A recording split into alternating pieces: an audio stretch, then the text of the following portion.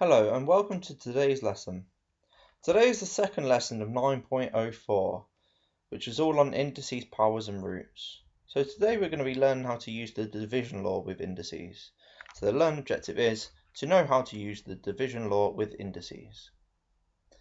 So shown on the board is your retrieval practice, 6 questions. Please pause the video here and attempt those 6 questions in your book independently. Be ready for the answers afterwards, so make sure you got a green pen ready. Pause the video now, please.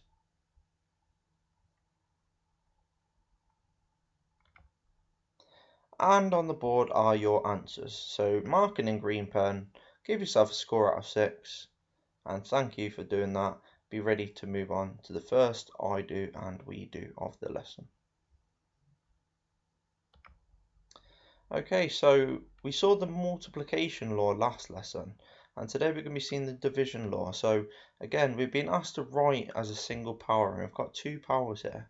5 to the power 13 divided by 5 to the power 2. And we've got to know what to do with these indices when we divide. So step 1 is, again, check that the base numbers are the same. The base number in both these cases is 5, so that's absolutely fine. We can work with that. And then step 2 is to subtract the powers. So when we multiply, we add the powers, and as to the opposite, when we divide, we subtract the powers. So 5 to the power 13 divided by 5 to the power 2, 5 to the power 13 divided by 5 to the power 2 equals 5 to the power of 13 take away 2. So when we divide, we take away, okay? So 2 taken away from 13, which gives us an answer of 5 to the power 11. 13 take away 2 equals 11. So this, written as a single power, is 5 to the power of 11. Please pause the video there, copy that down, and then try the we do by yourselves. So 6 to the power 14 divided by 6 to the power 5, remembering that when we divide two numbers, well, when the base numbers are the same, raise the powers, we subtract the powers. So 14 take away 5. So this is going to equal 6 to the power 9. Okay? Copy that down if you didn't do that yourself. Okay, so for the next I do, we've got 3 numbers here. We've got 5 to the power 13 divided by 5 to the power 2 divided by 5 to the power 7. And it's the same thing, we're dividing. The base numbers are all the same, so we subtract the powers. So this 5 to the power 13 divided by 5 to the power 2 divided by 5 to the power 7 is equal to 5 to the power of 13 take away 2 take away 7, which gives us 5 to the power of 4. Copy that down in your books and then try the we do. So pause the video here while you try that we do for me. And for the we do, 6 to the power 14 divided by 6 to the power 5 divided by 6 to the power 7 equals 6 to the power of 14 take away 5 take away 7, which equals 6 to the power of 2. Mark that in green pen, and really well done if you got that right. Okay, so the last example I want to go through involves some negative powers here. So we've got 5 to the power negative 23 divided by 5 to the power 13 divided by 5 to the power of negative 3. And remembering that when we divide and the base numbers are all the same, we subtract the powers, okay? So negative 23 divided by 5 to the power 13 divided by 5 to the power negative 3. So our single power is going to be 5 to the power of negative 23, take away 13, take away negative 3. Remembering that when we subtract a negative number, we add it. So subtract negative 3 is actually going to add 3 to whatever answer we have to this first sum. So negative 23 take away 13 equals negative 36. Subtract negative 3 is actually going to add 3. So it's 5 to the power of negative 33. Please copy that down and then try the we do, taking care when you subtract this last negative in particular. So for that one, it was 6 to the power negative 19 divided by 6 to the power 14 divided by 6 to the power negative 4. So that equals 6 to the power of negative 14 and negative 19, take away 14, take away negative 4. So negative 19 take away 14 gives me negative 33. Subtract negative 4 is actually going to add 4. So negative 33 add 4 equals negative 29. So it's 6 to the power of negative 29. We'll go on some independent practice now, so please make sure you're ready to try. So here is your independent practice. There are 9 questions on the board. Please pause the video here for 10 minutes and work through those 9 questions.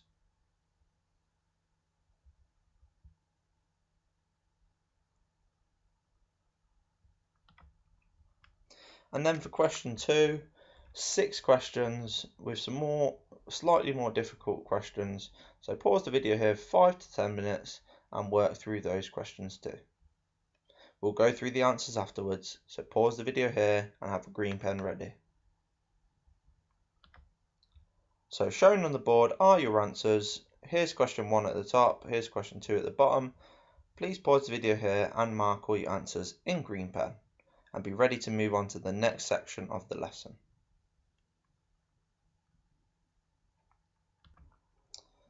Okay, so here we're moving into the next part of the lesson, which is to use the division law and rewrite calculations. And again, we're being asked to write as a single power. So we've got 8 to the power of 7 divided by 64. And again, the trick here is to look at this 64 and say, how can we rewrite 64 as a power of 8? Well, the trick is spotting that 64 is equal to 8 squared. 8 times 8 equals 64. So 64 is equal to 8 squared, so we can rewrite this calculation, 8 to the power 7 divided by 64, as 8 to the power 7 divided by 8 squared, because 8 squared is 64. We then know that that is equal to 8 to the power 7 take away 2, which equals 8 to the power of 5. So pause the video here, copy that down, and then go on to the we do, spotting how you can rewrite this 81 as 9 raised to a power. So having done that, you should have spotted that 81 is equal to 9 squared, 9 times 9. So we can rewrite this calculation with 9 squared in place of 81. So 9 to the power 6 divided by 9 to the power 2, or 9 squared, equals 9 to the power 6 take away 2, which equals 9 to the power of 4. So for the next one, example 2, again we're writing as a single power. This time we've got 64 divided by 4 to the power 7.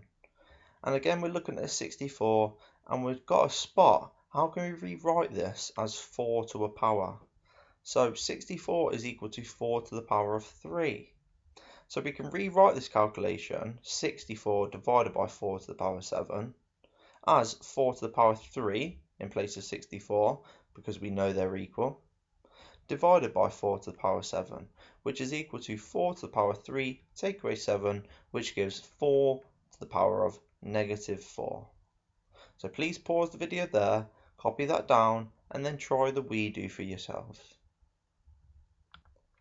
And for the we do, looking at 81 in the numerator, you should have noticed that 81 is equal to 3 to the power of 4. So we can rewrite this calculation here with 3 to the power 4 in place of 81. So this then becomes 3 to the power 4 divided by 3 to the power 6, which equals 3 to the power of 4, take away 6, 3 to the power of negative 2. So mark that in green pen or correct it if you made a mistake, but you're doing really well if you got that right. So our last example involves 3 numbers here, and we've got 64 divided by 16 divided by 4 to the power 10. And the trick is spotting that 64 and 16 can both be written as 4 raised to a power.